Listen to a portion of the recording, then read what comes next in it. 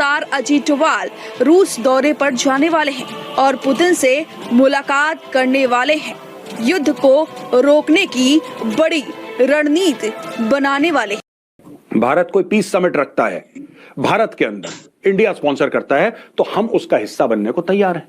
Right. अब piece summit में क्या, पीस समिट रूस और यूक्रेन की लड़ाई के बीच में अगर पीस समिट होना है भारत में, क्या भारत ये बोलेगा कि सिर्फ तुम आओ और पुतिन नहीं आएगा, या रूस का कोई बंदा नहीं आएगा? क्या भारत ऐसा बोलेगा? नहीं, भारत तो कह ही रहा है कि जिन दोनों लोगों में लड़ाइयां चल रही हैं, जब तक वो लोग बैठ के बात नहीं करेंगे शांति हो ही नहीं सकती। ज़ेलेंस्की कह रहा है नहीं। भारत के प्रधानमंत्री नरेंद्र मोदी ने रूस के राष्ट्रपति व्लादिमीर पुतिन के साथ फोन पर बातचीत की। उस वक्त दोनों प्रमुखों ने इस संघर्ष को लेकर बातचीत की, जिसके बाद अब डोभाल को इस संबंध में एक खास मिशन पर रूस भेजा जा रहा।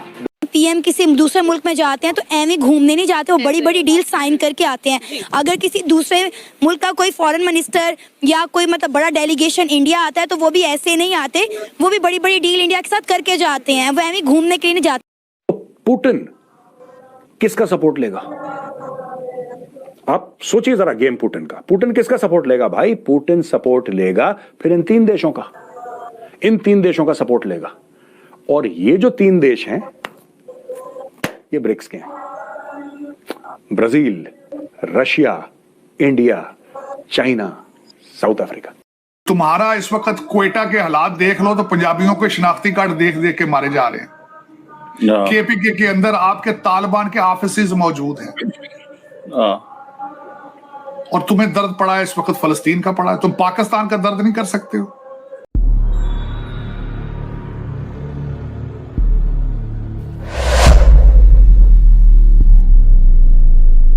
कड़ी में अजीत डोभाल, जिन्हें भारत का चाणक्य कहा जाता है, वो रूस और यूक्रेन के बीच चल रहे संघर्ष को हल करने के लिए अब महत्वपूर्ण भूमिका निभाने जा रहे हैं। अब कैसे भारत अपनी कूटनीति से रूस यूक्रेन संघर्ष का द एंड करेगा और कैसे दुनिया को भारत शांति का संदेश देकर यह भी साफ करेगा कि विश्व गुरु का मतलब आखिर होता क्या है। दरअसल सबसे पहले बात करते हैं भारत के उस संतुलन की जो उसने रूस और यूक्रेन के बीच बना रखा है। भारत ने कभी भी यूक्रेन के संघर्ष को नजरअंदाज नहीं किया। भारत ने यूक्रेन के साथ शांति और स्थिरता के प्रति अपनी प्रतिबद्धता जाहिर की है। अब बात करते हैं अजीत डोभाल की, जिन्हें भारतीय कूटनीति का चाणक्य कहा जाता है। डोभाल की समझ, उनकी रणनीति और उनका धैर्य भारत की विदेश नीति को नई दिशा में ले जाने में महत्वपूर्ण भूमिका निभाता है। जब भारत के प्रधानमंत्री नरेंद्र मोदी ने रूस के राष्ट्रपति व्लादिमीर पुतिन के साथ फोन पर बातचीत की, उस वक्त दोनों प्रमुखों ने इस संघर्ष को लेकर बातचीत की, जिसके बाद अब डोभाल को इस संबंध में एक खास मिशन पर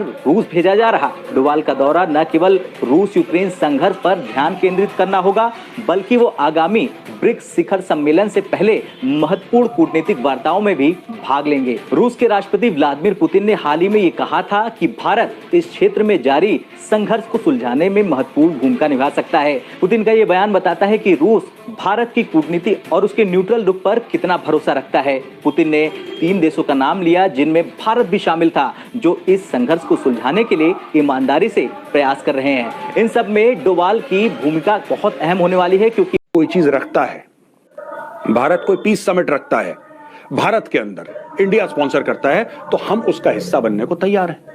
राइट। अब पीस समिट में क्या, पीस समिट रूस और यूक्रेन की लड़ाई के बीच में अगर पीस समिट होना है भारत में, क्या भारत ये बोलेगा कि सिर्फ तुम आओ और पुतिन नहीं आएगा, या रूस का कोई बंदा नहीं आएगा?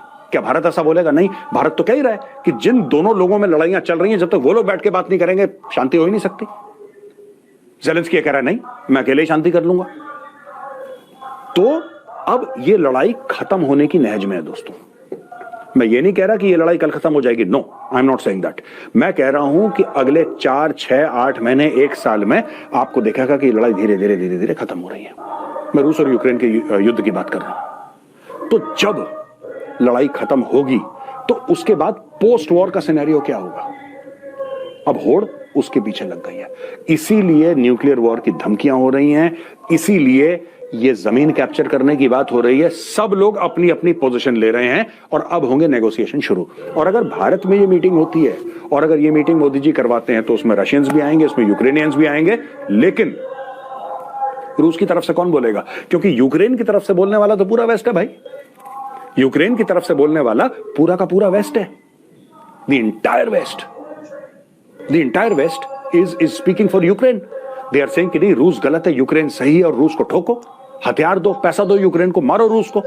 ये तो वैसे बोल रहा है, लेकिन जब नेगोशिएशन के लिए बैठेंगे वहां पे तो पुतिन किसका सपोर्ट लेगा?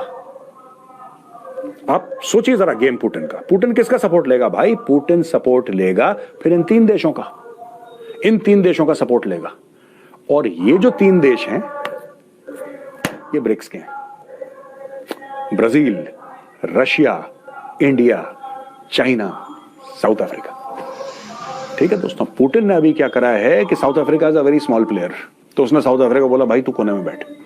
उसने ब्रिक्स के जो तीन बड़ी इकोनॉमीज हैं, तीन बड़े मिलिट्री पावर्स हैं, तीन बड़े डिप्लोमेटिक पावर्स हैं, चुपचाप ये कमेंट देके ब्रिक्स की कंट्रीज को अपनी ओर कर लिया।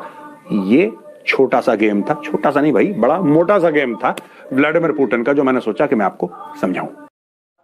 1971 में जब मशरकी पाकिस्तान टूटा तो इंदिरा गांधी ने अपनी पार्लियामेंट में खिताब करते हुए कहा कि आज हमने अपनी 1000 साला गुलामी का बदला ले लिया। आप अंदाजा करें इनको कितनी जिल्लत महसूस होती है अपनी उस 1000 साला गुलामी। ये नहीं है कि मतलब ये तो बात ही बहुत ही जाहिलाना और बेवकूफ़ाना है। एक बैटल जो ईस्ट पाकिस्तान में छोटी सी लड़ी गई वो भी डिस्प्रपोर्शनेट 30-35 हज़ार पाकिस्तानी सिपाही और 5 लाख भारतीय फौज चारों तरफ से घेर के अगर वो उनको शिकस्त दे देती है तो ये कोई 1000 साला गुलामी का बदला तो नहीं हो गया। 1000 साल की गुलामी में तो 10,000 दफा तुमको जलील किया गया कुत्ते की तरह। मगर इनके अंदर का वेनम देखें, गुस्सा देखें कि कितना उनको अपनी जिल्लत का एहसास है कि हमारे बाप दादा नस्ल दर नस्ल दर नस्ल दर नस्ल 1000 साल मुसलमानों के गुलाम रहे। इंडिया को जो आज शनाख्त मिली हुई है, जो एक्चुअल इंडिया है, जो दुनिया जानती है, ये मुसलमानों का बनाया हुआ है। पूरी दुनिया में इंडिया पहचाना जाता है ताजमहल की वजह से, दिल्ली के किले की वजह से, उस तमाम सारी इंजीनियरिंग और आर्किटेक्चर मुसलमानों का दिया हुआ है। उनके सारे खाने मुसलमानों के मुगलिया खाने जो ये इस्तेमाल करते हैं, इनका लिबास सारा जो ये पहनते हैं ये मुगलिया लिबास है। इनके पास तो तहजीब थी नहीं, जंगली जानवर थे ये सारे। और इंडिया कभी भी एक रियासत था ही नहीं। ये मुसलमानों ने आके इसको एक स्टेट बनाया था, एक रियासत बनाया था। इससे पहले ये प्रिंसिपैलिटीज होती थी, राजे होते थे, महाराजे होते थे। कई राजों पर मिलकर एक महाराजा हो गया। राजा ताहिर जैसे आपने वो छोटा सिंध के इलाके पर वो हुकूमत करता था। सैकड़ों राजे होते थे पूरे इंडिया में, कोई सेंट्रल गवर्नमेंट नहीं होती थी कभी। सेंट्रल गवर्नमेंट मुसलमानों ने बनाई आगे, और 1000 मुसलमानों ने दिल्ली में बैठ के सेंट्रल गवर्नमेंट ही बनाई। और उसके बाद फिर अंग्रेज आए, उन्होंने भी दिल्ली में बैठ के एक सेंट्रल गवर्नमेंट बनाई।